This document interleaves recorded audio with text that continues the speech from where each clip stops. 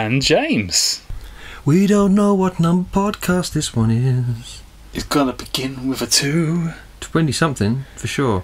I always do the notes with the name in as 28. It's 28. It's 28. 28. Wow. Mate, we're in old money now. We're talking, you know. I mean, it ain't thousands yet, but it's not far off, is it? No. 28 is akin to 1,000 in the same way that, a burger is a type of sandwich.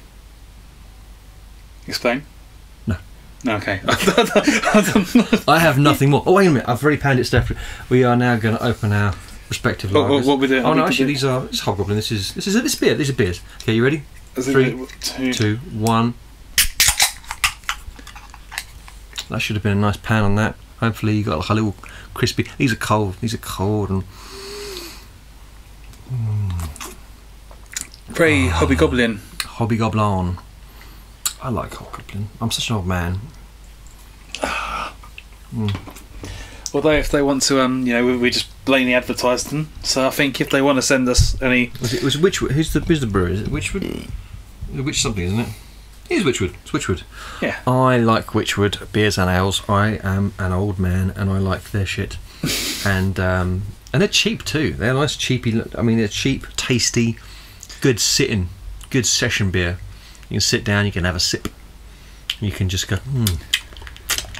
Would you like a leather-bound chair? I'd like a leather-bound chair and some pork scratchings. Oh, I've not had that. Yeah, because you're aware of health. Yeah, because you're like, I can't actually put literal. Then again, it's the same thing. It's like how many beers before pork scratchings is a great idea. It's the same number as how many like a meat and chips is a good idea. Yeah, you can't, as a sober man, have meat and chips. No one sober can have a meat and chips. No. Whereas when I was a young man, totally, that's a reasonable meal. That's a good meal. I used to go down to the local Chinese and just get chips in gravy, and that was dinner. Done that on a paper round sometimes. It's after school. It's before dinner. Yeah. You go home from school. You're doing a paper. It was my brother's paper round. I just joined him, and we used to go past our little fish and chip shop and get some things. Sometimes he used to get pickled onions. They bastard. I used to get pickled egg. They bastard. And one time or more than once, may have got chips and the gravy. Chips and the gravy and the silver spoon. It's a good time, isn't it? It's a good time. I think it's a good time in a young man's life when you need chips covered in gravy. Sorry. Oh, I guess we should just go. I'm gonna. So, if you don't realise, I actually edited out pretty quickly James's horrendous sneeze there because it just blew all the clipped the shit out of everything and probably would have blown your ears off if you had headphones. So you can thank me later for my comedic. I just realised on the sound list there was a goose honk. Mate, if you sneeze again, I'm putting a goose honk on. Okay. Okay. No. You can't fake that. I'm not doing it until we earn it. Okay. Okay. If it happens, it happens. If not, one day, a goose will honk, and you will know. And that'll be a little, treat for the long-time listeners. Wow. Yeah. Anyway, yes. So this week is Alien vs Predator. Yeah. And you got Predator and I got Alien. Yeah. And I feel like I feel like a worm and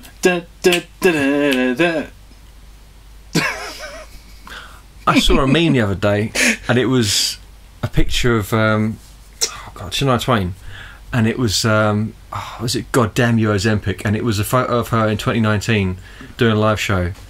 She got a big ass, right? And then it was a photo from like a recent show, and she's like, literally, she's got like a six-pack, she's shredded, she's in great shape, and she's just got a flat ass, and they're like, God damn you! You stole it from us! And it's just this meme, and it's just got a cartoon of a guy like with fists in the air, like tears in his face, going no! And because Bootay gone away. But no, she seems cool tonight. I saw her on a podcast recently, and I wasn't expecting that. But I was like, she's actually surprisingly I'm like, oh, she's cool. Because I thought, because obviously she's mates with like Kid Rock, and they do loads of songs together. I'm like, did they? Yeah, oh yeah. I did not realise that. I think his biggest song ever is a duet with her. I think she's done bigger songs on her own, but not many. Like because they're both big country stars now, aren't they? Because he went over anyway. but he's like, my boy Trump, he's the best motherfucker in the land. Trump, ba-da-bang, ba-dang, ba-dang, diddy-widdy. It's pretty. I mean, like, I'll listen to that one, a couple of albums maybe, but I'm like, I wouldn't want him to speak at my political convention. I feel like if you've got him and he's there supporting you and presenting, you've probably lost to start with. Yeah. I feel, that's what I kind of... Anyway, I'm not going into politics because I don't care. I don't care anymore. They're all twats. They all lie, both sides. They're full of crap. And yeah, that's it. Joe, who doesn't lie? Tell me. Aliens and predators. They don't lie. They ain't got time to lie. They're too busy killing. Yeah. And now I feel like... You said about this and I was like, what a great idea. And then my first thought was, how am I going to get Alien? You were like, oh, Predator. Straight away I was like, oh.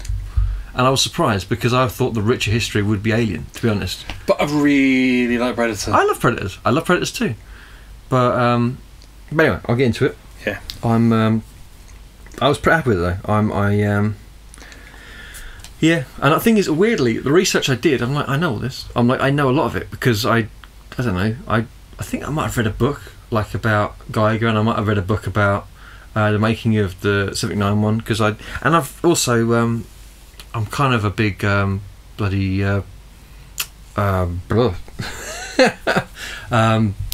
no, forgot his name now. Ridley Scott. Yeah, Ridley Scott. I was thinking, Ridley. That's not right. It's not right. But I was thinking of his brother who's dead now. Anyway, it doesn't matter. Because his brother did Top Gun. Oh, did he? Yeah, and he killed himself a few years ago. It's very sad. But no, he did great. My favourite film of all time is it's pretty embarrassing, but True Romance was by Tony Scott, who was his brother, Ridley Scott's brother. Oh, I know his name. He did Top Gun. He did True Romance. He did loads of great films, really good films. But then he jumped off a bridge. Damn. Very, very lame. Very, very lame. But anyway, that is quite the side point. But anyway, are we going to even go through this 1-2 spaff nonsense anymore? Yeah. So I'm going to win it. Ready? Just do it. 3, 2, 1. I hope you win. Can I just say, I hope you win. Okay, just do the right one then. Okay. So I'm going to send you which one I'm going to do. Okay. I understand. Oh, for God's sake! I was paper, he was a rock. How are you doing this? Because I could see your hand was like in a scissor shape beforehand. I was like, oh, he's going to do scissor. I'll give him the paper. And you still fucking lost. It's unbelievable, mate. It's been like 6 months in a row. I feel like the old lady in Titanic. Oh, where are you, Jack? I remember when I once had rock and you had scissors. While I've got my tits out with this big lovely blue gem around my neck. Modelling. Yeah. Sorry. Yeah. Very well. Okay, so let's start at the very beginning. 1979, to be clear, to be sure. What have I done? Where's all my facts gone? No. He's opened his notes. Why did I save another one with Predator facts on it? It was empty. He opened the Predator facts notebook, and it was just an empty page. Yeah. Right. Okay. I'm not touching my phone anymore. Right, you go. So I got a bunch, but basically, Alien redefined both the horror genre and the sci-fi genre, and I thought I'd just start talking about Alien. 1979's Alien, Ridley Scott. Now Ridley Scott as well is kind of fascinating because he didn't become a director till he was in his 50s, right? And you think of all the shit he's done, he was in his 50s when he started. Okay. Yeah. Isn't that mad? That's crazy. And he went on, obviously he did Alien, a couple of years later did Blade Runner, which incidentally are in the same universe. Are they? They are.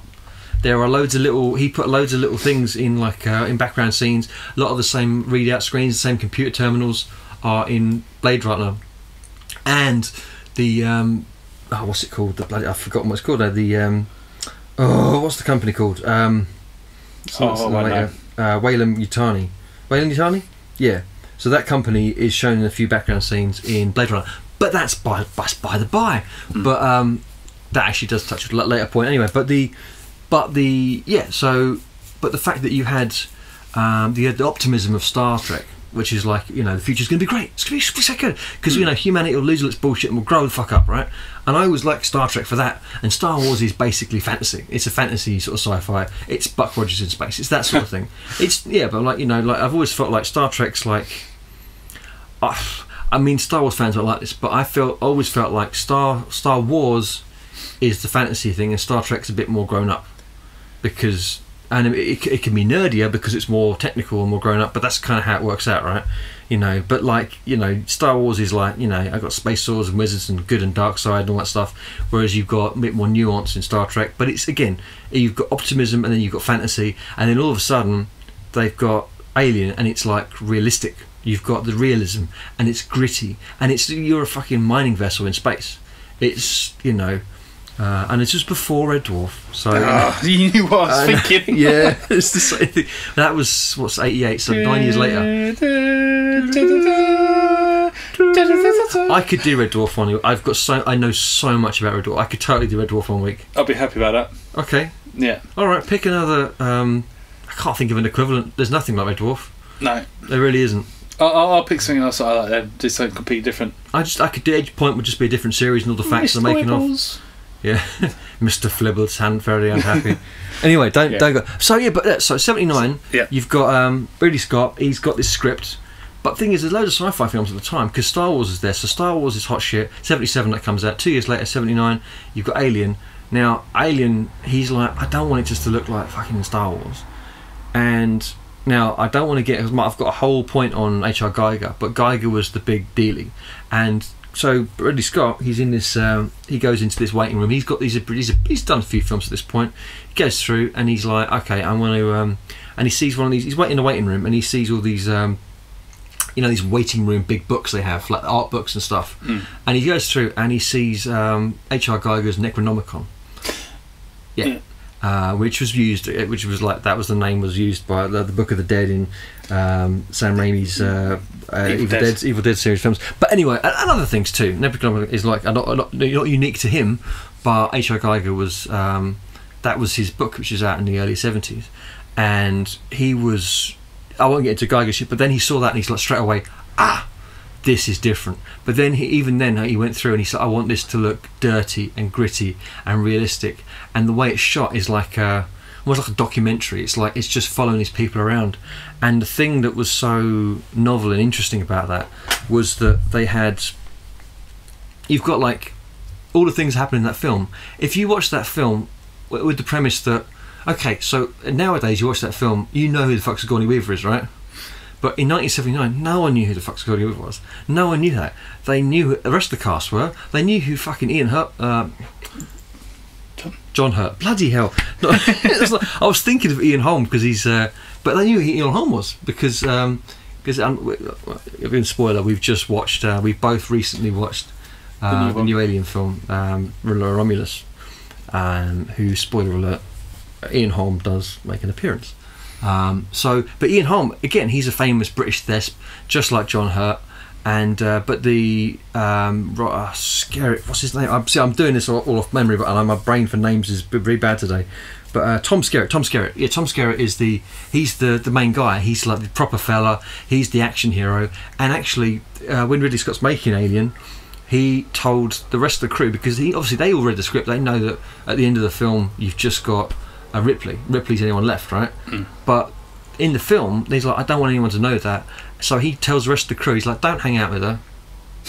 be kind of a prick to her. Just to be a bit cold. So the whole film, she's basically on her Todd. Everyone else is hanging out and playing out. They're going to bars out, between taste, and she's like getting the cold shoulder, and she's like, what the fuck's this, right?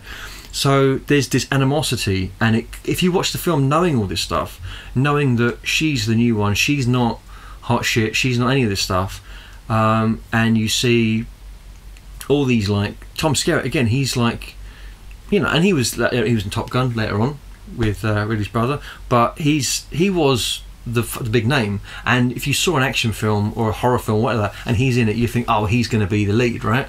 And everyone expects that. And same with John Hurt, you expect him to be hot shit, and that's when John Hurt gets murked with the chestburster scene. It's such a huge moment in not just that film in cinema, because it's like the you don't expect things to go the way they go, and when everyone starts getting popped, and you're just left with Ripley, it's no one's expecting that. And now there's so many films where they do the same thing, because they're like, we'll develop this character, and then whoopsie, pull the rug out from you, they dead, and now this person in the background becomes the hero. And sometimes it works, sometimes it doesn't. Sometimes you're left with someone you don't give a shit about because you really wanted that person who's in charge. I remember seeing oh god, what was the one, Cabin in the Woods, and it was with, oh Jesus, do you remember that? So yeah, and you've got a young Chris Hemsworth in it. Yeah. And then he just gets exploded. He like tries to escape, and he jumps a gorge in a bike and explodes against an invisible wall. And they just kill Chris Hemsworth off, and you're like, what? Because he's just done Thor, and everyone's like, oh, he's hot shit. He's this new guy. And even though they filmed it beforehand, they obviously knew, oh, he's hot shit. And then they just kill him, and you're like, bloody hell. And then you've got like, but then I remember like there's loads of films where they've taken that trope. It's so become, and obviously it was Aliens made it more of a thing, but I'll talk about Aliens in a bit. But it was that film, if you go in and just try and sort of take your head back and go, okay, this is what everyone thought, this is the preconception, that film works so much better when you go in knowing that, yeah, no one expects her to be the hero. You've seen later films, probably most people have seen Aliens before they saw Alien. They've probably seen the second one before the first one. I see most people have. Yeah. Because it was a bigger film, and it was also a more accessible film for like 15-year-old. I think it might have been, probably was both 18s to be fair, but I don't remember the original rating because they've been re-rated over the years. But re-rated.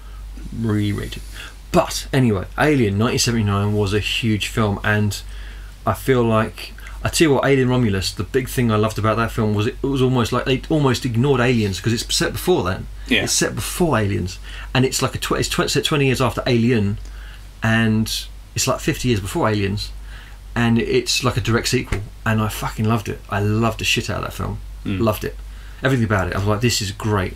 But the big takeaway, I'm going to get into Geiger Bob, but that was that was like, no one had seen shit like this. The creature work on it, again, which was pretty basic. Like most of it you don't see. You see the chest burst and he fucks off, and then the whole rest of the film they're looking over their shoulder and you see things in the background, but they don't really show you too much, and it is a real horror movie with that, and it's just great. It's just fucking brilliant. Anyway, so that's Alien, and we will go from there.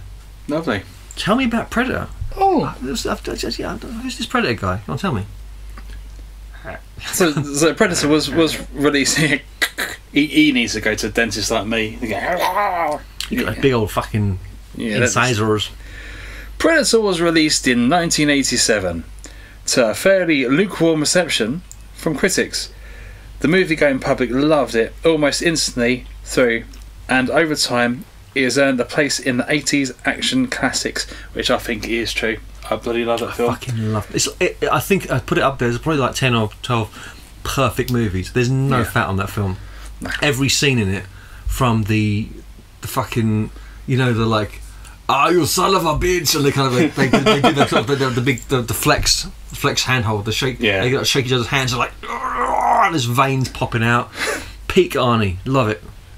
It's honestly, it's so good. But that's because it's all my. I'll go into one of my facts later on, actually. Go for it. So directed and directed by action master John McTiernan, and starring Arnold Schwarzenegger. Oh, you never know, he might knock on the door later. Special guest. Don't worry, it's fine. No, it's fine. As well as the host of former, son of a bitch, Sally. I had to let him go. Oh, what's that? Well, that was Commando. That's it, Commando. Yeah, lit off some steam. Jesus Christ. So with Arnold Schwarzenegger, as well as a host of former wrestlers and bodybuilders, the film tells the story of a group of commandos haunted by a killer extraterrestrial, and with design work provided by Stan Winston Studios, the Predator itself had become an iconic movie monster.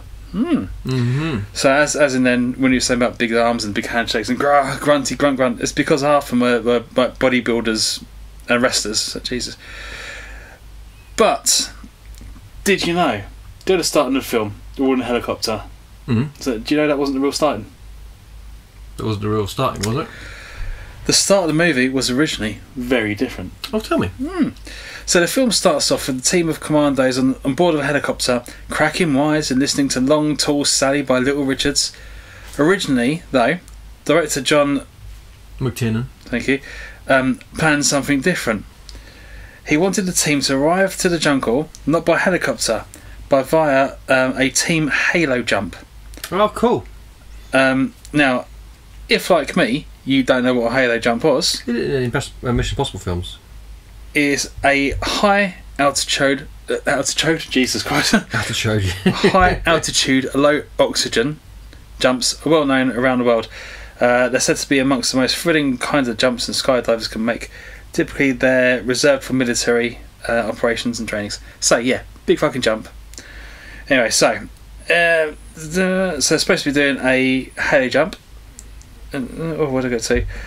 What was going to happen was the team's So what was going to happen was the team's plane would go under fire from a MiG, and the pilot would try to leave. Dutch, or Arnold Schwarzenegger, would hold a gun to the pilot's head and force him over the landing zone. Then run and leap out the bank ramp of the plane, grabbing a parachute on the way. So I didn't know that, but then again, you wouldn't have sort of known that sort of thing. It wasn't in the it was not I shot. didn't know that. But I think that could have been a really cool sort of beginning. I think so. But yeah, that was my first factoid of the film, and there's more to come. More to come. John McTiernan's a bad motherfucker. I can't say his surname. I keep trying. McTiernan. Imagine it's the Happy Meal edition. I want a McTiernan. McTiernan. I'm gonna go with that. McTiernan. Yeah. So right, he did some piece of shit. I know he did Die Hard. I know he did Predator. And I was like, he did a film before then. I was like, okay, I wondered if he'd done shit before. It was some bullshit with Pierce Brosnan called Nomads. I never heard of it. But anyway, it's a horror mystery film. I might check that out. Love a bit of old 80s horror. Anyway, I'm going to add that to my list. Very nice. Anyway, but that's beside the point. He did Predator in '87. Yeah. The following year, he does Die Hard. Yeah. And then 2 years later, he does Hunt for Red October. Yep. And he does Medicine Man a couple of years later, which is a bit weak. But then you got Last Action Hero, which I know everyone shit on, but I fucking love that film. And then he does Die Hard with a Vengeance. Yep. And there's Thomas Crown Affair, which I don't know if you remember that. That's the shit. 13th Warrior, the same fucking year, which is the shit. And then he's done 2 shit films after that. But he just did... Busy man. Mate, but no, he wasn't really busy. It was just like Predator, Die Hard, Red October in a row. Yeah. They are all banging, perfect movies. Predator and Die Hard are like the 2 best action movies ever made. They did them back to back a year apart. Are they both Christmas films? Well, I'll tell you what. So, I don't know. Do you know about? Do you have any facts on Shane Black? No. All right. Shane Black is one of the commandos. He's the nerdy guy with the glasses in Predator. Yep. And he became a screenwriter. All right. So he was a screenwriter, and after that he became a director as well. So, I'm pretty sure he wrote the script for. I'm gonna double check it. I'm not talking out my arse. I'm pretty sure he wrote the script for. He didn't fucking write the script, motherfucker. All right, that's by the by. But anyway, so it's still important, right? So, so Die Hard's based at Christmas, and after that, Shane Black he started to write a lot of scripts, and all the Shane Black scripts were set around Christmas, and he later directed The Predator, sorry. Yeah. The Predator, which was the one like 5 years ago, 2018 I think, and that was the one he directed, that one, which unfortunately wasn't great. But he also did like Iron Man 3 and Kiss Kiss Bang Bang, and he's a good director. He's a great scriptwriter though, and he did like Last Boy Scout and all those films that he directs. All the films he writes are set at Christmas. So Iron Man 3 set at Christmas, Last Boy Scout set at Christmas. I honestly thought, I swear to God, I thought he wrote Die Hard. I think he might have wrote the light Die Hard, but they're all based around Christmas. Christmas, they become Christmas movies because they're set at Christmas time. Yeah. And so all these films are set at Christmas time, and he was joked that was because that means they'll get played at Christmas time, so he'll get more replays, so he'll get more money off them. I mean, it's just a smart move. It's just like, yeah, of course. Yeah. And I mean, like the whole thing of Die Hard, it's become a Christmas movie, even though it's not really integral that it's Christmas. It's a Christmas party, but it could be a Could be any other party, couldn't it? Yippee-ki-yay, Mother Santa! Ho ho ho ho! Yeah. That should have been in there. I think Santa should have turned up halfway through the film. Yeah. And got shot and go like, motherfucker, you had your damn mind, and he just starts going full blade on them, just like. Oh, Santa's back, and this time he's got his candy cane. Santa's back, and Santa's black. Played by Wesley Snipes. Come on, no, I'd watch that shit. I would watch the shit out of that. Oh dear. Right, Alien me. Aliens. Alien. Aliens, that's for sure. Alright. Geiger. Alright, so Geiger, H.R. Geiger. Now, the Swiss surrealist artist designed the iconic xenomorph creature. I told you it was he had his artwork, and Ridley Scott found it and went like, hey buddy, can I get you to do that? And he's like, yeah, I love that shit. Because he's a fucking weirdo. Creating a unique blend of biomechanics and horror that is central to the series' visual identity. Now, he's not had the greatest past with the Alien franchise, which is fucked, because when you consider that not only did he create the visuals, he also created the Alien life cycle. He was the guy that came up, okay, there'll be a chest burster, and that will lead to this, which will lead to, and you've got the face huggers, and you've got the Alien. I mean, the Alien Queen wasn't him; that was James Cameron. Yeah. So, right. So the first film though, right? You've got they call it the big boy or whatever the fuck, the huge one at the end. It was before they made the Queen, but they had like you had the main guy running around. He gets killed, and then you see a chunk of him in Romulus actually. So, but yeah, so he's still knocking around. But anyway, and it gets ejected into space, because that's how you get aliens. You put them into space. Yeah, space is the only thing that can kill alien. That's the only way. But the face huggers, that whole life cycle is so integral to the series, right? That you have to give him like 50% credit, because that's what. Otherwise, it's just like they're fighting a monster in space. It's like, well, that's every fucking movie. Like the fact that they're these perfect creatures and everything that's become almost more important than. I mean, the characters literally are interchangeable at this point. Ripley's great, but she's not in like the last few films, and she's as great as she is as a character. She's not.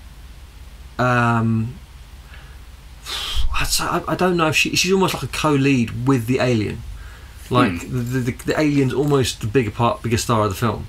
And so anyway, so Aliens, you think after Alien he won, like, I think either Oscar nominated, he might have got the Oscar, I should have checked that, sorry guys, but he got Oscar nominated certainly for the design work he did for Alien, because it was so fucking crazy and weird, right? You had, obviously you've got the eggs, you've got the face hugger, you've got the chest bursting sequence, you've got the alien, the weird fucking part machine part. It looks like kind of biomechanical. It's really fucking weird.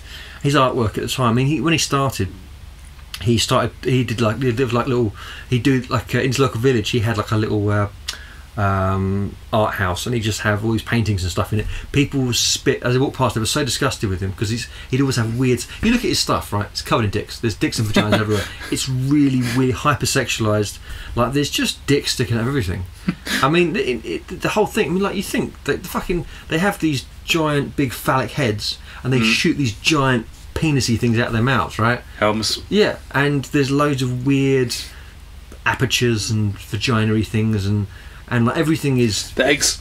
Yeah, everything looks like it's all really weirdly sexual. Not even just human sexual, but just sexual. It's really fucking weird. So all the locals in his Swiss village, they walk past and they just spit on the windows, and that was their disgust. They wouldn't even look at it. They would just like literally just gob on it and move on. Surely that would just add to the effect, though. I think so. That's why all the aliens are so slimy in all the films. Yeah. They're just covered in Swiss spit. But yeah, so in the second film, James Cameron did not invite him to come and help. So James Cameron took the design work, and then he made a variation on the alien, because he wanted him to look more like dangerous. And then the thing with Alien that's so different to Aliens, and I love Aliens, I fucking love Aliens, right? And I enjoy it more than Alien, but I think it's one of the strongest parts of it. It's also the thing that's like a bit of a shame, because you see so many aliens in it. You see them all the time. You see them from every angle. I mean, there's scenes in that where literally he's like throwing them. He films them upside down. He has them going through, that bit where they're climbing through the ceiling tiles. Yeah. He's filmed them upside down, so they look like they're defying gravity. He filmed them upside down, if underwater, all in every possible position, so they look like they're just really weird and freaky. He just kept, so you see them all the time. So the whole thing in the first film where you can't see them, and it's scary, is completely debunked because you just see them constantly, and they're still scary. But it's an action movie. It's not such a horror movie. It's a monster movie rather than a straight up horror movie. Yeah. I mean, they're all monster movies, but anyway. So yeah, they didn't ask Geiger back, and then straight afterwards, James Cameron writes a big letter to H.R. Geiger and says, "I'm really sorry, buddy. I should have invited you. It's my big. I'm really happy with the product. Don't get me wrong, but I really regret not having you on that film." So while he's doing that, he did, and I haven't seen this for a long time, so I'm gonna have to rewatch it. So while he's doing that, H.R. Geiger was waiting for the call for Aliens, and he's saying, "Hold my calls, I'm going to get invited to this." And he finally realises they're going to production. They haven't called him. He's like, "Motherfucker! I made the creature that you're. What the screw this." So he goes off, and they offer him to, "Do you want to come and help us with Poltergeist 2?" They're filming at the same time. So he's doing Poltergeist 2, and no one's fucking listening to him. And the thing that comes out in the end, he said he was a piece of crap. And I kind of want to rewatch it because I'm like, anything Geigery I want to see. In fact, the other day we watched Species just because. Oh, I've not seen that way for ages. Yeah, that is so Geigery. Yeah. There's the weird fucking mouth train, and there's all kinds of weird dream sequencey shit. And Natasha Henstridge is just naked the whole film. It's fucking. Yeah, I know. Yes, it's awful, isn't it? Awful. Constantly. Yeah. She was 21, man. That's like, it's as an old 41-year-old man. It just watching it back. I watched that when it came out in '95. I was a 12-year-old boy when that came out. No, I was a 13-year-old boy. So it was a very different film for me then. I was like, ooh. And now I'm looking back on it, I'm like, I was a bit young. Like, literally, I'm watching that film and I'm older than every cast member bar one. And I had to check. So Michael Madsen's in it and he's like 10 years younger than me. And I'm like, bloody hell, such an old bastard. But anyway, so sorry, I'm rambling again. So Geiger's doing that. And he's kind of a bit bummed out. They do ask him to come back for Alien 3, and he helps out a bit with it, even though that was David Fincher. David Fincher, before he got really big with Fight Club and all that, he did Alien 3, which is a... I'll tell you what, I've watched that film since, and I'm not going to talk about it much because there's not much to talk about, honestly, but as much as I can appreciate the film and the quality of the film, I won't forgive them for killing off Hudson and Newt. I know. Again, it's been so. I know names. So, all right, in Aliens, at the end of Aliens, I'm going to just remind. This is for everyone listening as well. At the end of Aliens, and this is a spoiler. The whole thing's spoilers. You shouldn't have looked at it if you were spoilers. Fuck you. So, at the end of Aliens, 3 people escape. Yeah. Well, I know 4 really, right? So you've got Bishop, a chunk of Bishop, because he's ripped in half, right? So you've got a chunk of Bishop. Yeah. James is simulating putting knives in his fingers very fast. It's very, very funny. Sorry. You've got Newt, which is a little kid that she spent the entire film trying to save, right? Yeah. So Newt's a little kid. They come at night, mostly. That's her, right? And you've got Hudson, who is Michael Bihn's... he's the only Marine that survives, right? Yeah. So the Colonial Marines, he's the one Marine that survives. This is all off memory, so just bear with me, guys. I'm trying my best. So they all survive. Hang on, quick sip. So they all survive, and then at the beginning of Alien 3, she crashes the survival pod that gets away from Alien 3 after they blow everything the fuck up, right? She gets away and crashes, and she's on this penal colony. It's like a big prison, and Michael Bihn's Hudson is dead. Newt's dead. She turns on Bishop, and he goes, and he's coughing up white milky blood. Yeah, that's weird. And then he dies shortly afterwards, and she's on a Todd. And I'm like, fuck you, man. You've just invalidated Aliens. All that fight they went to, all the work she went to save these people, and they literally have this sort of like semi-happy ending where they've achieved this, and then he kills them off straight away. And as much as the film afterwards is a well-made film, and I appreciate the work that went into it, and I think there's some really creepy shots, and you can see David Fincher has the skills. He has the minerals, right? But it's just, I cannot forgive that. I can't forgive that story choice. It's such a kick in the dick. to anyone who was invested in those characters. If you watch that film, you're like, they killed Newt. She fucking threw herself. She fought the alien queen in that fucking mech suit, and I love that suit. I fucking love that shit. And she just bummed me out so much. So that is why Alien 3 can suck a dick. Not because it's a bad film. It's a good film by any metric. It's just the story choice they've chosen to start the whole film off. The whole film is based off this. I want that to be deleted from canon because it fucks the previous films, you know? She's gone off. She's met this girl. She's like and the thing is, the beginning of Aliens. I don't know if you remember this because I rewatched this fairly recently with my son, and the beginning of Aliens, she finds out that she has a daughter who is now in her 50s or something. She's an old bird, right? And she's like, oh, I missed my daughter's child. I missed my daughter. She's done nothing to do with me now. But I've been in stasis for so long that everything's fucked. And you're just like, and now she meets this new sort of proxy child who's got no parents, and she's like, oh, they're going to have a life together. I'm like, no, kid's dead. Kid's dead. How does your film start? Kill a kid. Oh, fuck. So, yeah. So, Fincher, sorry. I love a lot of your work, but you can suck a big bag of dicks, mate, for that. That was just... that's unforgivable. Boo. Boo. Fucking boo, right? Child. But no, sorry. Geiger, I'm getting... So Geiger is back for 3, but he didn't have a huge amount of work in 3 because there was very little alien work in 3. It was mostly in the shadows. They really played up the... But it was like a poor man's Alien. And then Alien Resurrection, do you remember that? I know of it, but it was I set can't remember. Hundreds of years in the future where they cloned Ripley. Yeah. From... oh, yeah. Yeah. So they cloned Ripley, but she's part alien and it's fucking weird. Yeah. It's a very weird film. I'm not sure it's a good film. It's very weird. But they didn't even credit Gay Geiger in that film. He's literally not even in the credits. Boo. They just went off and like, no, we did all the alien work in this. You're like, motherfucker. You based all your shit off his designs. You need to credit him. And he said, I hope they all get. I hope they all have. What's it? I hope they all have alien eggs implanted in their chests. It was like he was pissed off. Yeah, but I mean, his biggest claim to fame, and they kind of fucked him on it.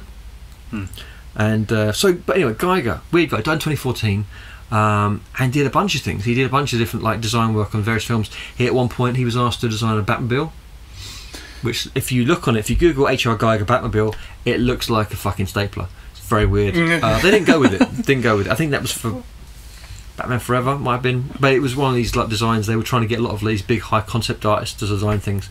Who works at Staples, obviously. Yeah, but it's like a giant X, but it's like two staples back. It's very weird. But I think there was basically be like a pod in the middle, and you have these legs sticking off, these wheels, like sticks sticking off in 4 directions with wheels on the end, so that it was more like tactical. They could go up walls and stuff, and it was fucking weird. Yeah. And Jonathan Davis's mic stand from Korn. Yeah. Geiger made that for him. I was going to say, and it was he made it for him, and he also amended it for him when he first started touring it. He's like, can you change this bit here so I can hold this bit here, and he moved the tips about a bit so he could hold it in a better place. But yeah, that he still uses it today. That was made by Geiger. So that thing's probably worth a fucking fortune now. Geiger died in 2014, as I say, and his work obviously shot up in value. There's a Geiger museum in Switzerland, and it's opposite a Geiger bar. Geiger bar. HR Geiger bar, which I would love to go to, and my wife would love to go to, because she's a bit of a fucking Geiger freak. She loves it. She loves a bit of it. I want to take it to a Geiger bar. Geiger bar. We dicks everywhere in there. Yeah, a lot of dicks. But yeah, kind of a weird. He's definitely a massive pervert, but I do love the way he works. I do love his shit. Anyway, sorry, that was a long second fact. Go on. No worries. You might want to chip in on this one if because I was trying to find to back something up, but I couldn't find it. One of my favourite ones in the Predator. Fucking legend, Sonny Langdon. Yeah, mate. So one of the cast needed a bodyguard. Sonny Langdon, who plays Billy, the team's expert tracker, was known to have such a short fuse that the studio decided to hire a bodyguard to protect people from him. Yeah. So it's not like, oh, we need to protect him, let's give him a bodyguard. No, you guys are in danger because of this actor. Yeah. So we've got this bodyguard. I think that's one of those films where you see everyone in it, you're like, there's so much testosterone. There must have been, everyone's like trying to out-alpha everyone else. Oh god, yeah. I mean, because there's two people that were governors after, because what's his name, the guy with the tash, I forget his fucking name, he became a governor as well. He's mad as fuck now. He was on a podcast recently, he's mad. But yeah, there's a couple of governors, there's just so many, and they're all brick shit houses in that film. Well, like I say, it's all ex-Marines and wrestlers, and it's mental. Yeah, it really is. So this bodyguard followed Langdon everywhere he went to make sure he didn't get into any trouble on the set. On this, Mook Tiernan said he had a 6'8" tall giant who had to follow Sonny around 24 hours a day the entire time he worked on the movie to make sure that he never misbehaved. It's crazy. So Billy met his end at the hands of the Predator. So he's mental. The bit I wanted to double check with you, which I couldn't find. Go on. Ages ago. So that last scene that Sonny was in, he stands on the bridge. He gets that big Bowie knife. He takes his top off and he cuts himself across the chest. Yeah, I remember that. Now, I swear I'm not making this up. There was an interview somewhere between I can't remember who was, like my auntie or someone, and they was talking about that scene, and Sonny actually got a knife and actually just cut himself along the chest. That was one thing that he actually done. Man, I think it does ring a bell. So see what I mean? I was trying to look up where that fact was to try and back up my fact on that one. And it's like, mate, he's a mentalist. He's a hard nut. Yeah, no, he's a psycho. Yeah. But you can see that from the way that he acts. I don't think that's him acting. I think that's him just being just normal. Yeah. But as a character, honestly, he's just one of the best ones on there. I love that. Because there's him cutting himself and just going off and like, because he's the guy that sees it all the time. He's like, motherfuckers in the trees. And you can see it, and then it's that, and then the guy who's doing that dry shave. Quit shaving, you don't have a beard. Mac is just shaving his head, and he snaps the razor off on his own foot. And you're like, oh, there's something about that that's so. As a man, a bald man, who shaves his head with a razor. I'm ever so careful. Yeah. And he's just like, whoa. But maybe you should do that for Halloween. Just get a razor. Yeah. Make your skin look darker than usual. You think that's a good call? And then just stand in your garden, shaving yourself, looking at the tree, and then do a really deep, intense look, and then just snap your razor.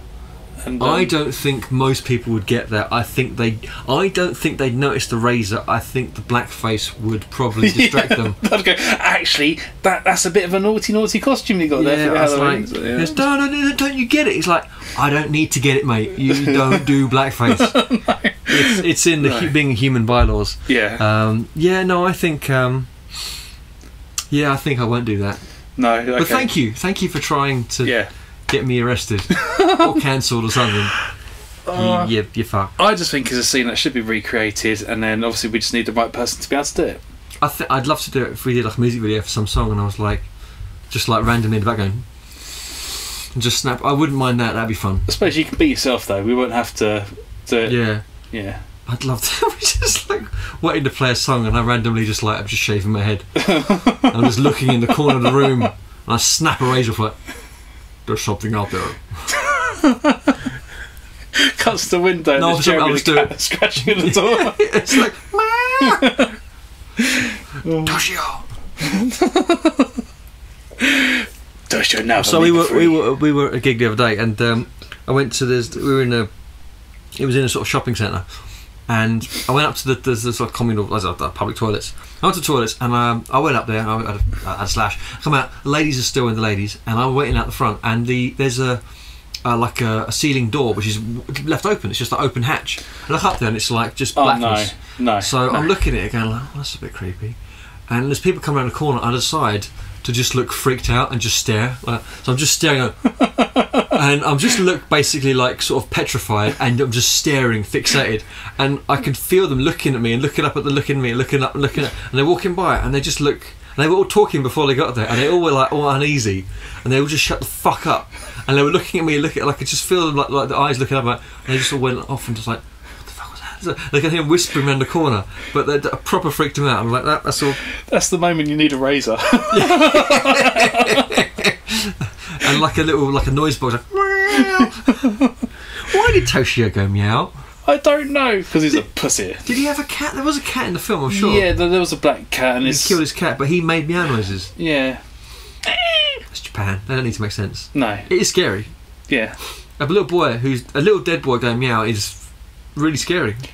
I think pale white children with like cat. I don't know. They just know. That's just not right. Kids need tans. Yes. Hashtag tans for kids. It's my charity. That's what I donate for. That's just what I stand for. That's just how I feel. Okay. Silly beans. Are you done with Sunny Lanham? I am done. Yes. Okay. I'm going to talk about Sigourney Weaver. Now, I dismissed her before. Squeever.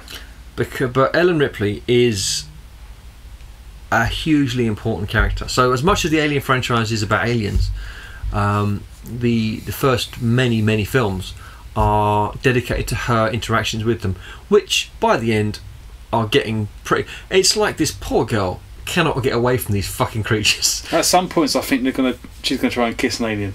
Well, it's like, you know, she's basically part alien by the end, and her kid was alien, but it's like, mommy, like it's fucked. But because I think it did go a bit downhill.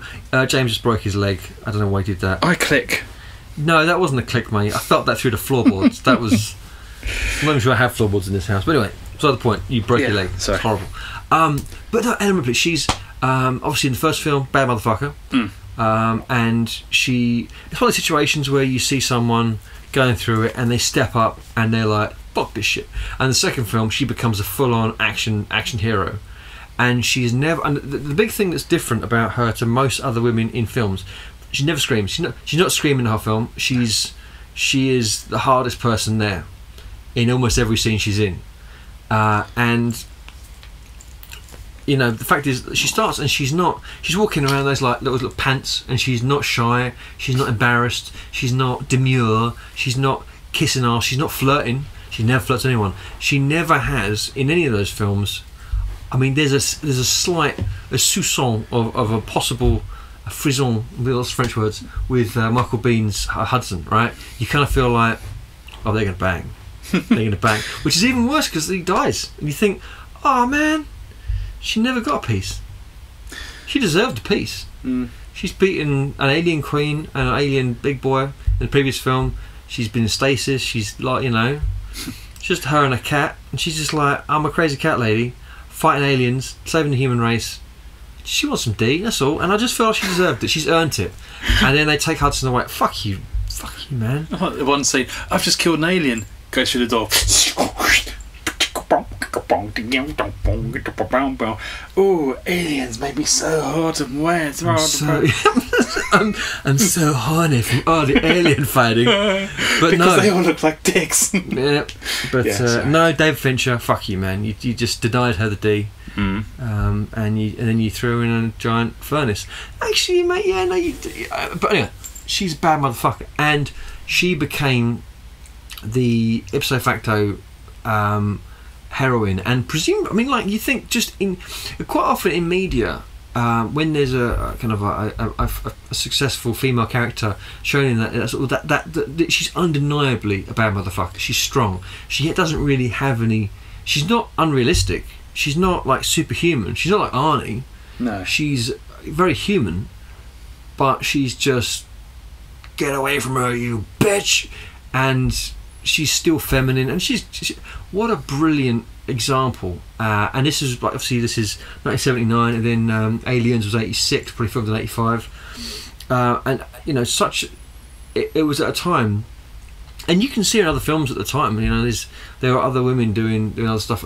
It was a very crucial moment, but it did change how women are portrayed in films, and it probably did a lot to, and I think it's not to sound like it's too big, not to overinflate it. I really think it's quite a crucial thing for just how women are respected and shown in these media, because it affects how women are affected and treated in real life.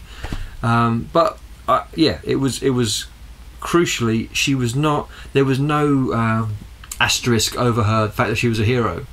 There was no like, she's a strong woman. No, she's a strong hero. She's just a bad motherfucker. You could, the fact that she's a woman never once plays into that character. No, it doesn't fucking matter.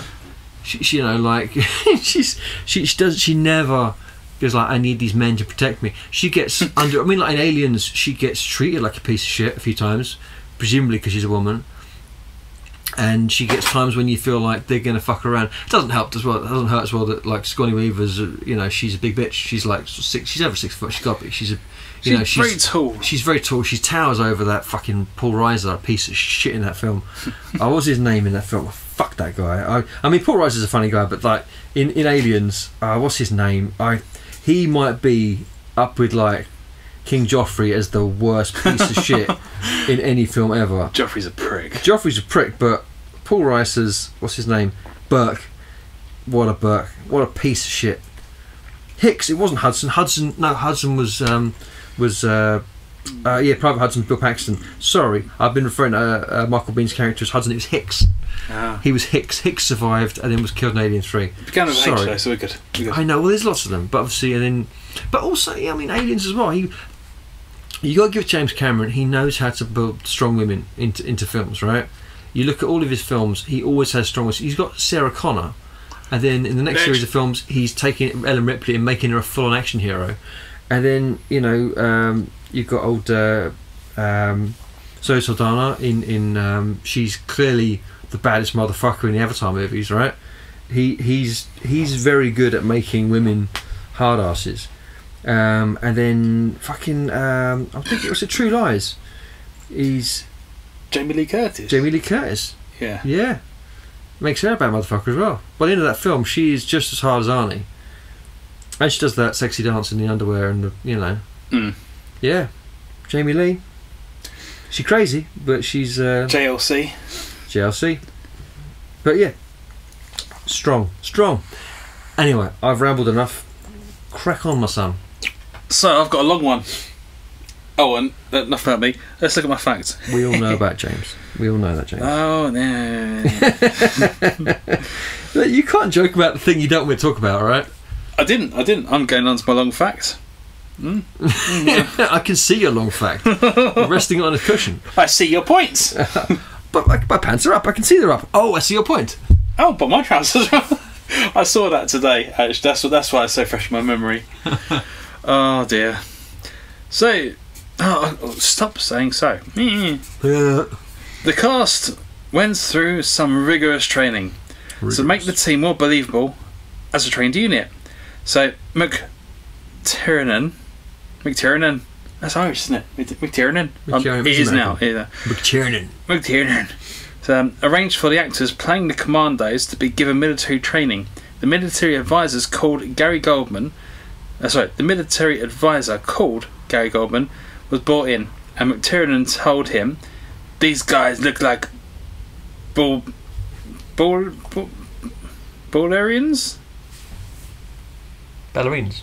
Oh, Jesus Christ. Sorry. Here's some windows, quick, clean them. These guys look like ballerinas. I read at a first grade level. I said words. Sorry. I can't understand my handwriting, that's what it is. You don't speak good, come on. Sorry, so they look like ballerinas. Tough them up. So, Goldman put the actors through the blade drills. They walked 20 miles. They'd done 20-mile treks through the Mexican jungle. Goldman took them off-road runs in the mountains. He sent them drills and simulated it for a few days.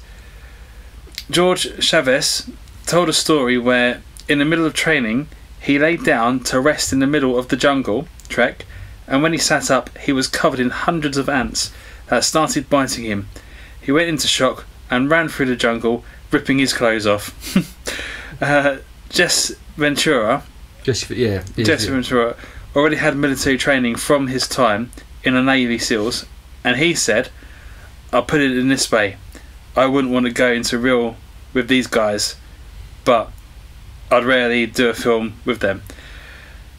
So he's basically saying they're all hard and stuff, and it's lots of training to go through a film. It's like you do a film, you're going to be pretending to be like Commando.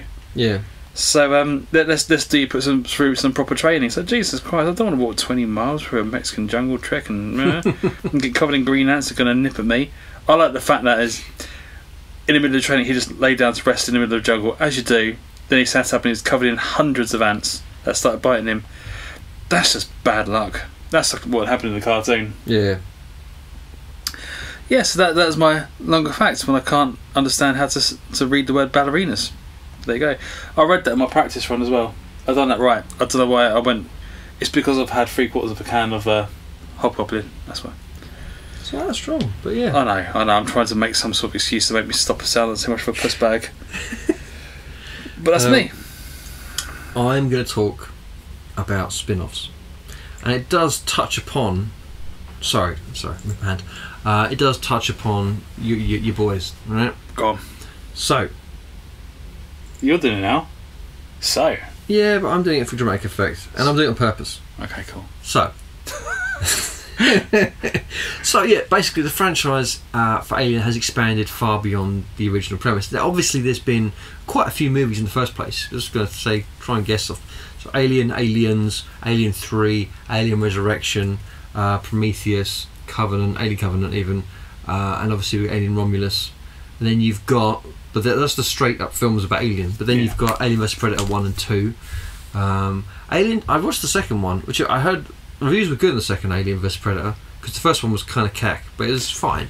But it was a bit cack, right? I liked it because it was new, and I'd always want to see something like that. So I thought, I mean, yeah. But so anyway, you got the second one. That was so dark. I remember going to cinema, going, I don't know what's happening. I literally had no idea what was going on, and I thought it was the projector, and I almost got my money back. I remember being so like, this is, I can't watch this, and apparently no, that's just they've made some choices in that film, and I'm like, oh, this is terrible. But that's only that's just scratching the surface, right? Because there's web series, there's games, there's podcasts, there's comics, there are fucking so many novels. They all spin off because there's just, it's such a, they've created the way the Nutani,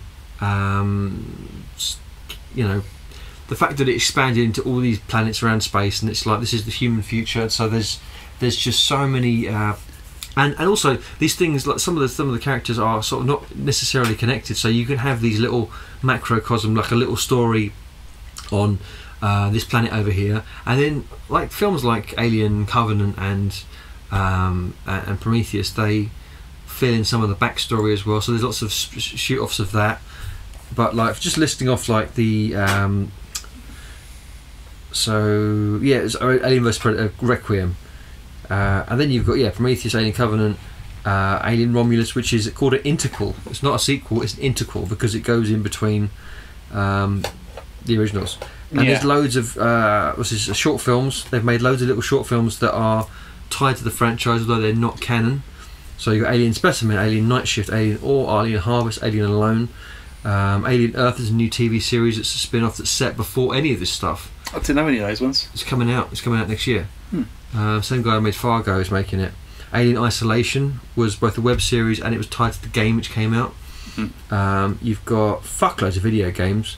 A lot about the lots of games. The Imperial Regime. What were they called? Not the Imperial Marines. They made in '82 and the Atari 2600, Commodore 64. I think I had Amiga 1200. No, Commodore. Shit, what one was it? ZX Spectrum as well, and the Apple 11, the Apple II 2E, Amstrad CPC. They made Aliens, the computer game on various consoles. Aliens, Alien 2. It was the Amiga 1200 I had. I had the 3.5-inch floppies on there, and I had some Alien games on that one. They had Predator, which was tied up with. Now I don't know if are you going to mention it in Predator 2? Okay, so I can say it now. So the spin-off factor, because they tied the two universes together, which wasn't until Predator 2. Predator 2, the end of Predator 2, you've got I don't want to turn your toes. I won't say too much about Predator 2, but basically you've got a cop, and at the end of the film, he ends up on an alien Predator ship. Yeah. And they have on the wall a xenomorph skull. I've not got any of that on my phone. Okay, all right. So yeah, that's what. So he's on there at the end, and you've got a xenomorph skull, and then you've also got a few ties to other Predator films, which were touched upon in like Prey and other things, right? Is it Danny Glover? Yes. Yeah. Too old for this shit. And he was even then. He's always been too old for the shit. Yeah. He was born too old for the shit. Wow, I'm too old for this shit. Wow, too old for the shit. Give me some milk. But yeah, so there's xenomorph skull, and you guys, oh, they've hunted aliens. Wouldn't it be cool to watch these badass hunters fight this completely unstoppable monster? And of course it would. And I kind of love like a really good director or a really good story to touch that. I just feel like they've been a bit schlocky and a bit shitty so far, but it's interesting. But then yeah, they in the Predator game, which came out in '87, they tied it up together.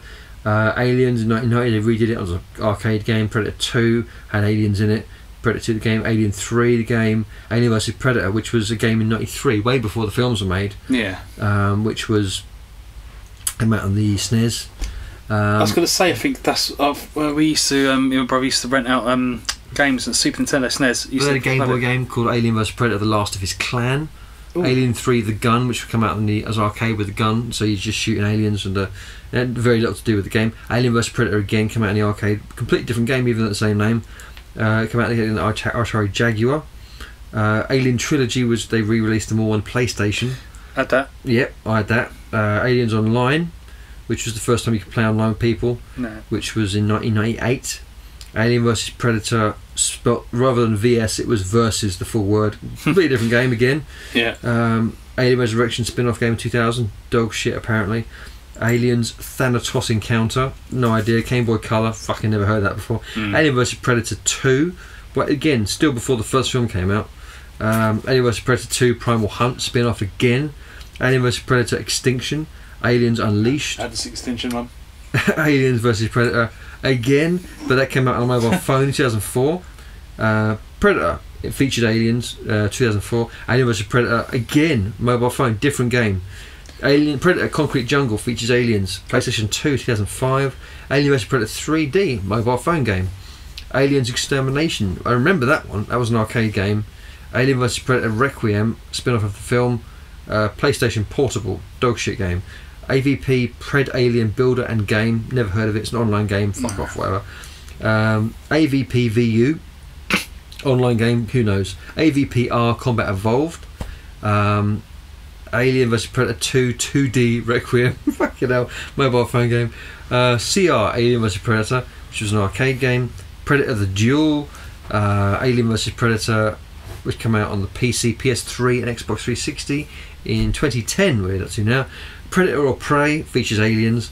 Predators, which is a spin-off of the film, come out on iPhone, iPod Touch, iPad, Android. Angry Mob games, it's going to be a piece of shit game. Predators come out on mobile again. Game Loft, different game, same name. Predators The Great Hunt come out in 2010 on mobile. Aliens Infestation, Nintendo DS. Aliens Colonial Marines, now that I remember. That was cool. That was a Gearbox game. Those were the fuckers that made a bunch of shit. I suppose by Sega. It's set straight after Alien 3. They heavily used Canon for the first time, and they had a web series that spun off of that, filling the gaps. AVP Evolution, spin-off of the film, dog shit, whatever. Aliens Armageddon, that's an arcade game. Aliens Isolation. Let's download that now. Yeah? Yeah. Aliens Isolation is terrifying. I've got it on Game Pass or something, or PS Plus, or it's too scary to play. It's too scary because you've got no weapons, you're just hiding around, and there's a predator, and you can see it on the scanner. Run, hide, and survive game. Yeah, it's just hiding in lockers and shit, and you hear the fucking thing creeping around, and it's too scary. And there's still more coming out. Alien Covenant in Utero, as a Steam, as an arcade game. Alien Descent, it's a VR game. Alien Off-World Colony Simulator is an Alexa game. What the fuck is that? Predator VR is a Steam game. That's probably really cool, isn't it? Apparently you can fight aliens in that. Alien Blackout. Predator Hunting Grounds features aliens. Aliens Fireteam Elite. Remember that actually. 2021. We're nearly there, mate. Aliens Dark Descent is a recent game. 2023. Alien Rogue Incursion. Now, I'm not going to get into all the cancelled Alien type games. I'm just pointing out there's fuckloads. What? Goose noise. Oh, fucking hell. Hang on a sec, guys. I've got to put a goose noise over his sneeze because he's a sneezy cunt. 1 second. 1 second.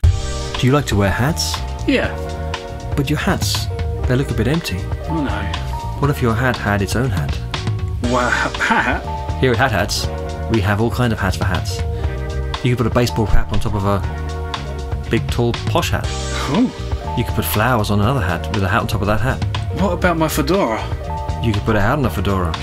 Yeah. You could put a policeman's cap on top of a fedora, on top of a bull whistle. I don't even know what that is, but you could do it. I'd wear it. You could wear it, you could whistle, and you could wear hats. Your head would be warm, maybe too warm, but then you need a fan hat to go on top of that hat. What, hat, fan hat? Fat fan hat, fat fan hat. Refrigeration hat. Maybe some sort of hat cat. Oh, yeah! Or a dog cat hat fat. Or... Then you want a mouse hat for the cat hat, and then you want a hat for your cat. I mean, it writes itself. So that's all the hats. So many hats. Here at hat.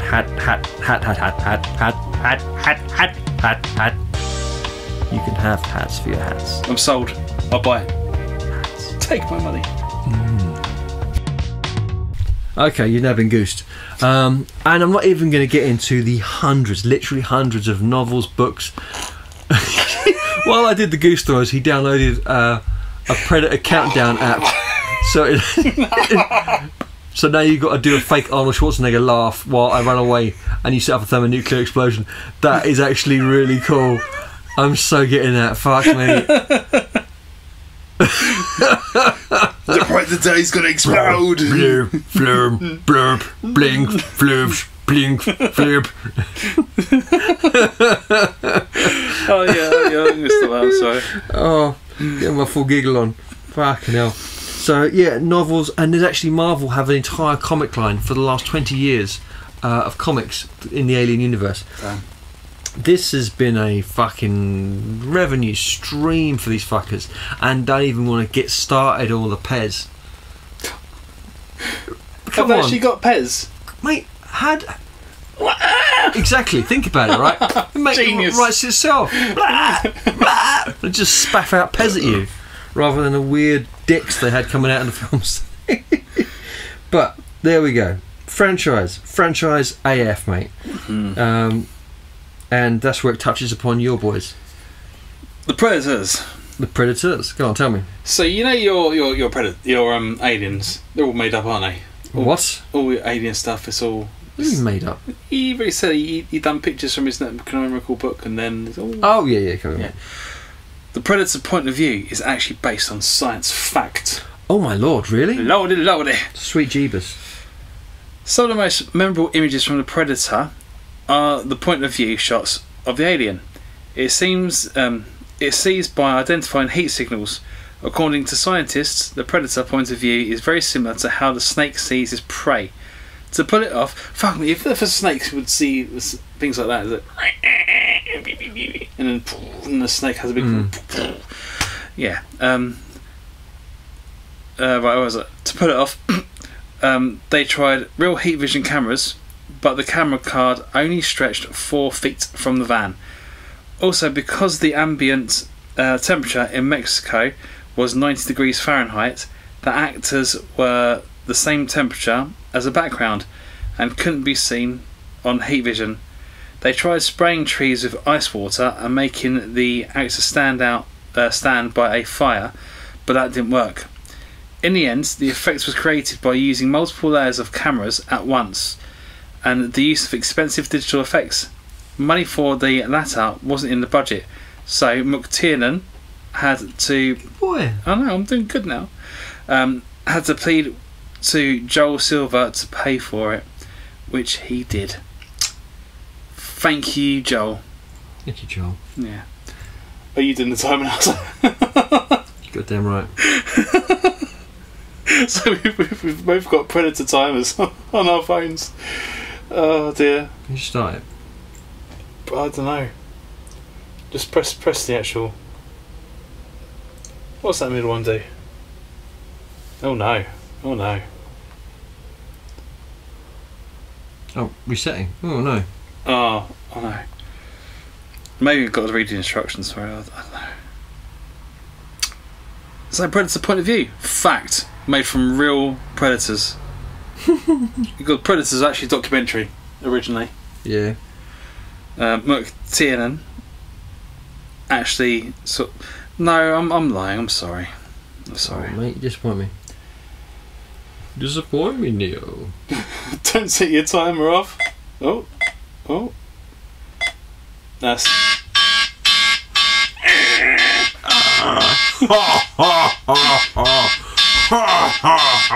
why are you laughing at me? Alright, it's enough, it's very loud. And that's shut up. How do I stop it? I can't stop the timer. I'm about to set off a nuclear explosion. Damn. Resetting. Okay, kill the app. It's fine. Predator Timer is a sweet app. It's free on iOS and probably on Google shit, who knows. But sorry, I was on a tangent now. Apologies, I was listening, I promise. But that's all done. That's me done. That's my fact. Delicious. Yes. And nutritious. Have you got some aliens for me? Oh, I do, mate. I do, son. Did you? I mean, alright. So, do you know? Have you? I don't want to shit on your fact. Alright, hang on a sec. Have you got a fact about Jean-Claude Van Damme? I have one. Okay, I'll shut up. Where I mentioned him. Okay, that's fine. Because I've got an alien adjacent fact to do with the Predator movie, so I won't touch it until you're done, because it's really interesting. I'll do that one next. Okay, alright, so I'm going to talk about one particular scene, so the chest burster scene. Now, it's been voted as one of the most horrific and scary scenes in all cinema, right? It's one of the most memorable ones. It's been parodied a million times. Oh yeah. Even by John Hurt did it. He was in some other film like a few years later. I think it might have been Kentucky Fried Movie or something. Sorry, I'll turn my sound off to do the timer. But yeah, he did that, and he literally he's like on the back, and in the back he's wearing the same clothes as he did in Alien, and he's like, oh, not again. And he comes out his chest again, and I was like, wow, he needed the money. Yeah, so it was. It's incredibly iconic, but on top of that, it was. Here's the big fucker, right? They had not told the cast what was going to happen. No one knew something was bursting out of his chest. Watch that film again. Watch that scene again. No one who's watching that happen knew that was going to happen. They had that all set up. They didn't have the cast in the room with him. John Hurt knew what was happening, obviously, and the effects are. All the rest of the cast who were watching that did not know something was coming out of his chest. They thought he was just supposed to be in pain. They didn't know there was going to be blood. They didn't know there was going to be an alien coming out of his chest. They had no idea. They were kept well out in the dark about the whole thing, and those reactions are real, which is fucked. It's horrible, because they're watching it and they're like, their co-host like, oh, he's supposed to be in pain. Oh no, you're going to be okay. Oh my god! So they're freaking the fuck out. A lot of the scripted bits are not. They're not scripted. They're just like legit freaking out, and they were really pissed off with Ridley Scott afterwards. But they all admit. I think generally the consensus was fair play. That was good shit. But it's one of those iconic scenes. There's probably like, you think of Here's Johnny in The Shining. Here's Johnny. Yeah, but the very first chest burster scene is incredibly iconic for that reason, and it's been parodied, as I say, and it's influenced many other things. And I think, along with a bunch of other things in that film, you can't really do those things again without you realise. It's like if anything bursts out of anybody ever in any film, you just tie it right back to that. It's so iconic, and that's what I was going to say about that. I just think it's a really cool moment. There's a little one, go on. Didn't even ramble that much then. A famous movie star almost played the Predator. What? Oh no, you didn't know that at all, did you? Didn't. No. The man in the Predator costume is Kevin Peter Hall. However, big cunt. Yeah, somebody very famous was originally cast to play the Predator. Jean-Claude Van Damme. Yes, the one and only. Jean-Claude Van Damme was the first person in the suit. The idea was JCVD would use his martial arts skill to play the Predator as a ninja alien that would do kung fu kicks and perform the splits. I don't know how I'd feel about that. That'd be terrible. No, that wouldn't. Yeah, no, I don't want my Predator doing the splits. There are photographs of Van Damme on set, but he was only there after 2 days. But he was only there for 2 days before he was let go. When you hear speculation about why Van Damme left, though, there are different versions as to what happened. Some say it's because Van Damme complained too much. Arnold called Jean-Claude Van Damme a relentless complainer, and Jackie Birch, the casting director, said he's quite amazing. No one moves like him, but he complained too much, so they fired him. Some say he couldn't stand the heat. Bill Dukes said Jean-Claude Van Damme had to wear a suit that covered his body in 100 degrees temperatures and passed out twice from dehydration. Joel Silver said, JC, I know it's hot, but we're losing time. If you pass out one more time, we've got to fire you. He did, so they did. Some say Jean-Claude Van Damme didn't like the Predator head, so when they first put it on him, he smashed it to the floor. It cost 20 grand in dollars, so Joel Silver fired him. Others say he did too much kickboxing. A special effects supervisor, Joel Heineken, said Joel was saying, "You've got to stop kickboxing. The Predator is not a kickboxer." And Jean-Claude Van Damme, like Jean-Claude Van Damme was. "That's how I see the Predator." And Joel said, "Well, you're fired. Get out." Van Damme says, "Kiss my balls," and walked out. Because that's standard. Kiss my balls. That's quite good. And John Davis said, "We realised the Predator couldn't be 5'6". Jean-Claude Van Damme on the set. Have you seen it? No. Do you want to see it? Yes. Because this was before they designed the Predator that we all know and love. Because and the thing is, they knocked it together. The Predator you know and love, they knocked together really quickly, right? Yeah. The first Predator was based on the Geiger design of the Alien. Okay. It's a shit alien, Yeah. but you can see it, right? Yeah. But yeah, so that's why he had a big thing on his head. Yeah. So that's a lot different to. It's so different and clearly shit. And they wanted him to do loads of like martial art moves, which would have looked so stupid. No, it would have looked like Power Rangers, mate. Yeah. It would have looked terrible. So then they got on. I can't remember I don't know if it was. I can't remember which designer, but like they had. I think it might have been Stan Winston. I think it might have been Stan Winston. I'm pretty sure he did the Predator. But yeah, and they had to do it really quickly because obviously they were in production. Yeah. So they were like, okay, we need to do this. Stan, can you do this? He's like, yeah, sure. And they knocked together this thing, and they had the mandibles moving independently. I mean, like if you think of that design, it looks perfect. Like you watch that today, it still looks completely authentic. It doesn't look like a guy in a suit at all. And the way he moves and the way and all that stuff, it's bloody brilliant. And yeah, I'm pretty sure it's Stan Winston. The guy who took over from Jean-Claude Van Damme. Yeah. Kevin Peter Hall. Yeah. 7'2". Yeah. Jesus. Big bastard, huge bastard. Mm. Dwarfing Arnie, only 6'1", so he's like way bigger. Robert Kurtzman, Creature Effect crew. I'm sure. Oh, come on, I know you're in there somewhere. Creature Effects crew. There's so many people in this Creature Effects crew. There's a Creature Effects unit. They spent so much time getting the creature looking good. Yeah. As they should have, because that's the whole. Come on, I know you. Greg Nicotero. He did all the zombies you know and love. Yeah. He's Stan Winston. There we go. Stan Winston, uncredited. Same with Greg Nicotero. But they are the effects guys. But yeah, Stan, he's the guy that made the Terminators. Nice. He's the guy that made the Terminators. He did most of the effect work in Aliens. And he come on and he did Predator 2. Mate, he made all our monsters. Good. And he did a lot of the live action stuff for Jurassic Park as well. He is the absolute Don. You know? How are you doing for facts of the matter? I've got 2 nice ones left. I've got a few. Hang on a sec. Okay, I've got a few that are kind of like nothing really. I thought I'd just mention the fact that each director's take on the Alien for the first few films was completely different. They used to do that a lot. I was thinking back at other films like that. So James Bond films, they have a different director, they completely different style. And Batman films, you remember that? Like every Batman director, the first two are Tim Burton, and then you got Joel Schumacher did the next two, and they're completely different. Yeah, you can really see that. And then they go over and you got bloody Chris Nolan, and it's completely different. And so the first one, you've got Ridley Scott, atmospheric horror. It's a proper horror movie. It's really atmospheric. It's really moody. And he set the tone, and I think it's great he did. Then you've got James Cameron, which is this big action, bright lights, neon, not neon, but like lots of lights.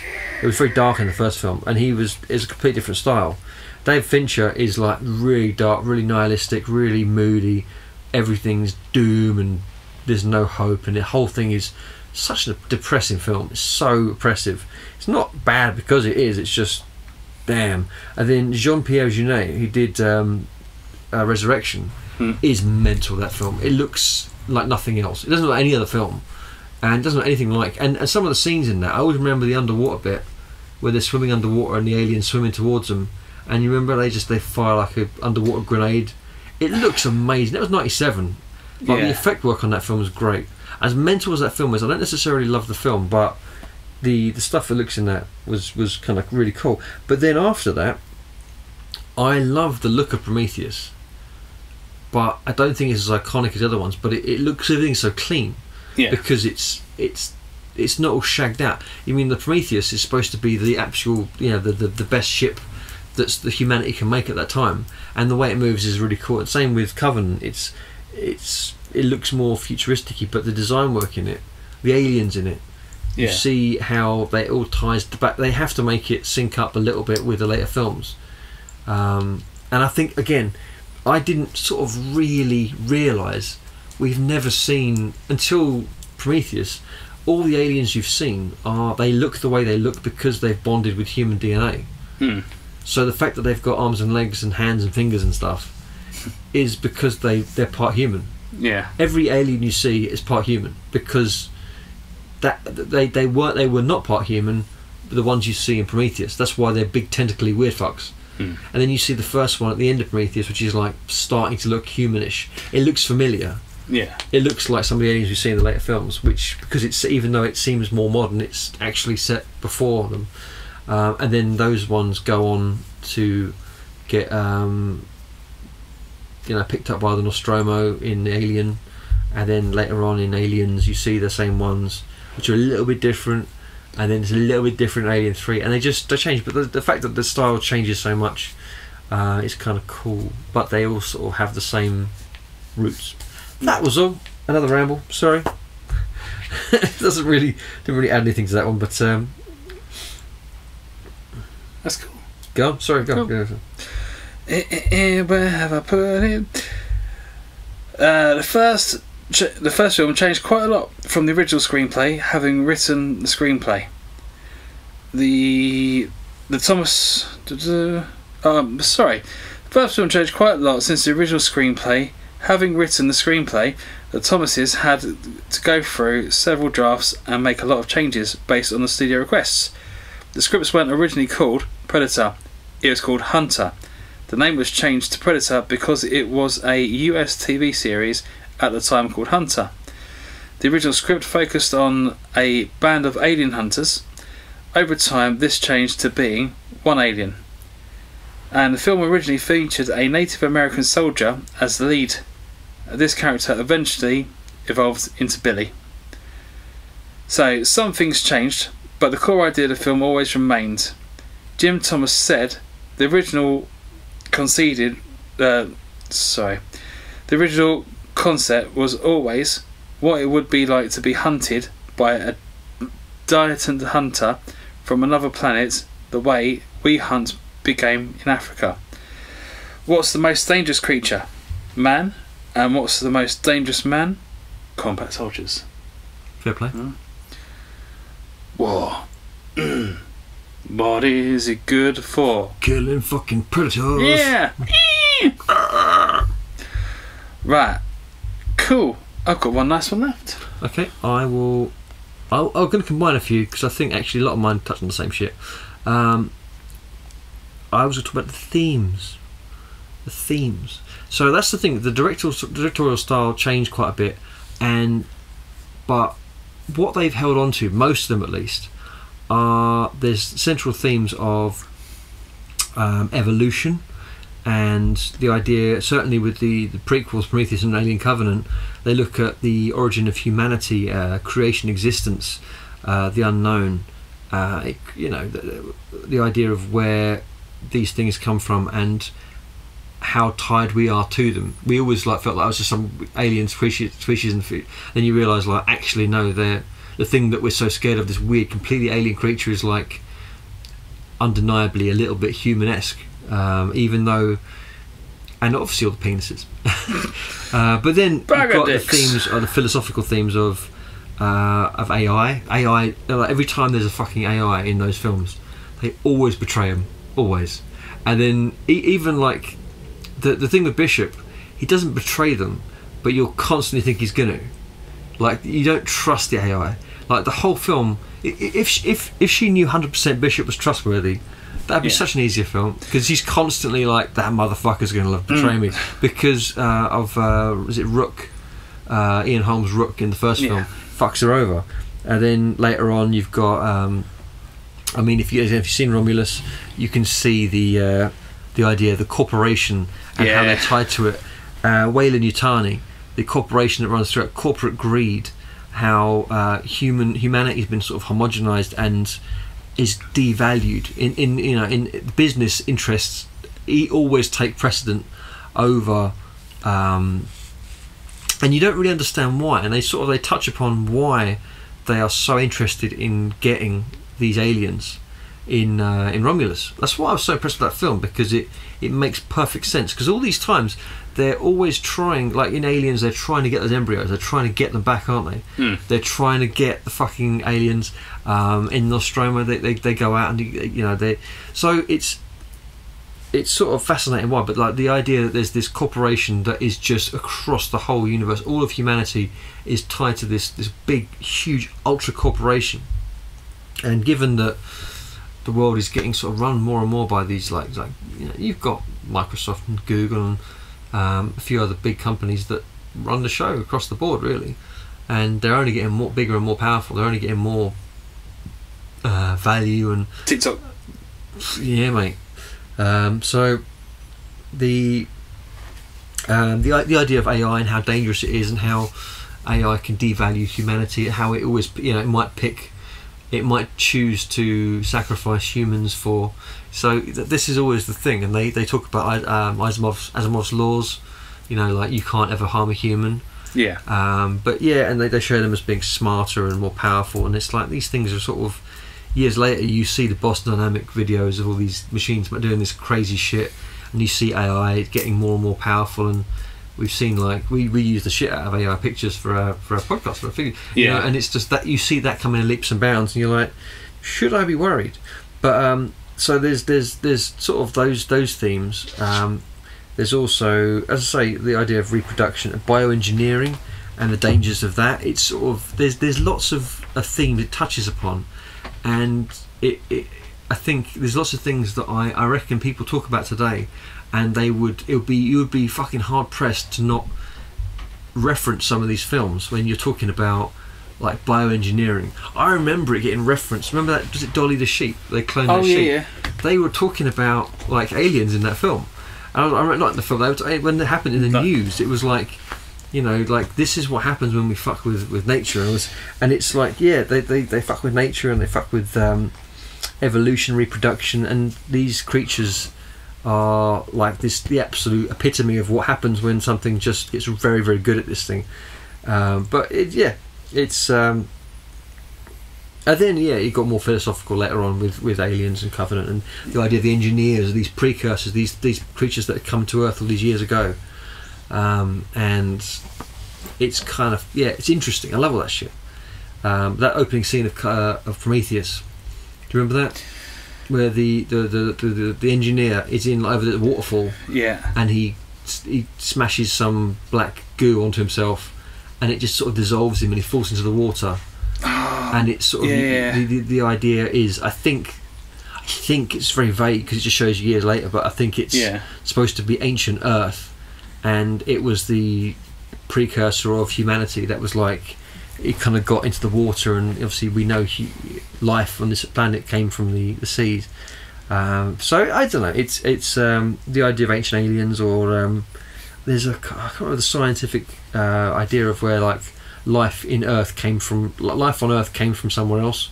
Not Pangea, I can't remember what it's called, but it's an interesting idea, and I feel like they touch upon a lot of that, and it's quite haughty, it's quite kind of highbrow, and then you've got all the monsters and scary and blood and dicks, and so I feel like the Alien franchise kind of got it all.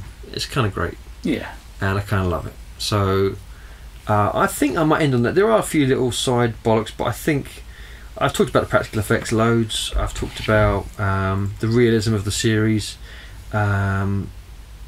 philosophy. I think I've touched upon most of it, but it's good shit, man.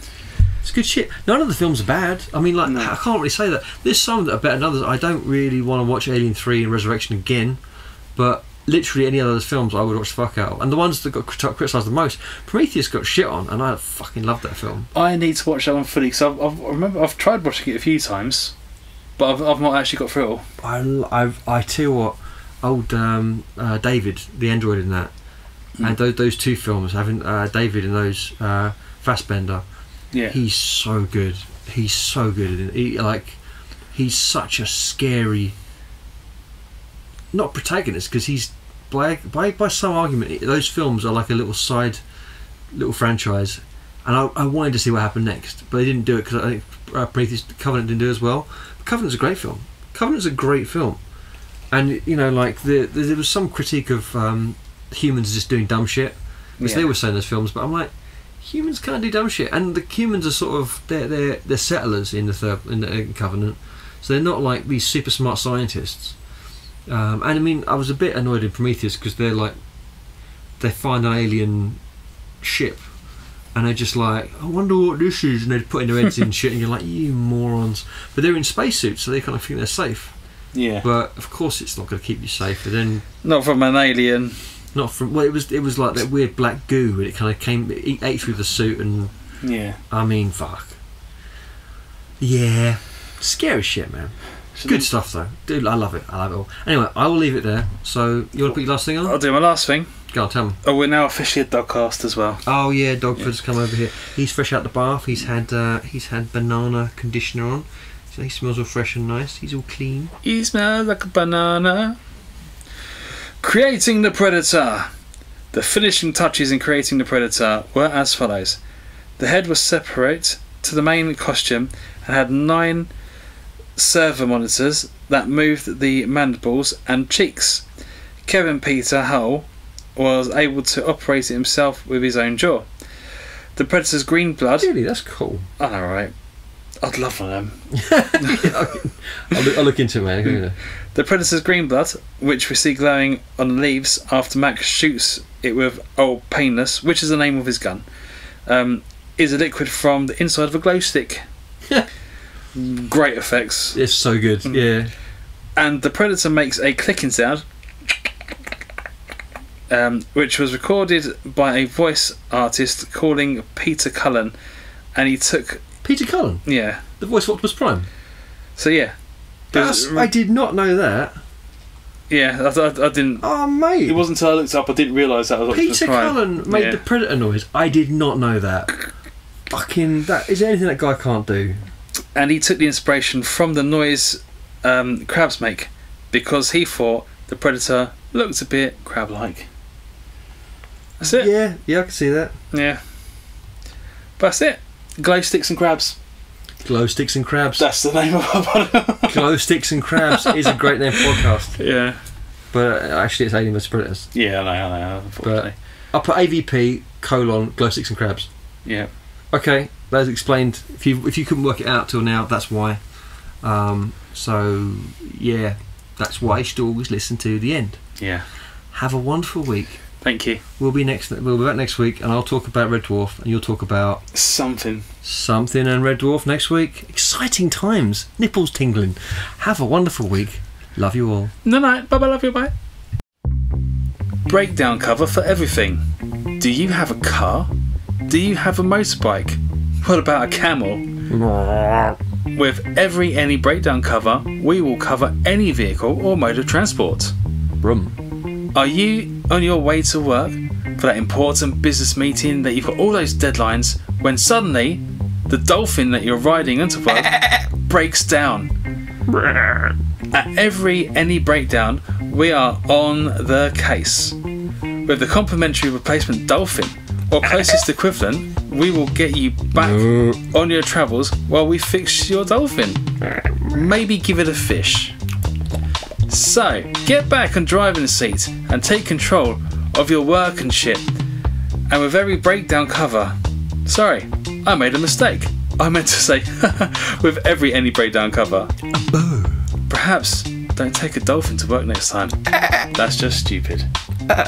Every breakdown. Put yourself in the driving seat. Woof.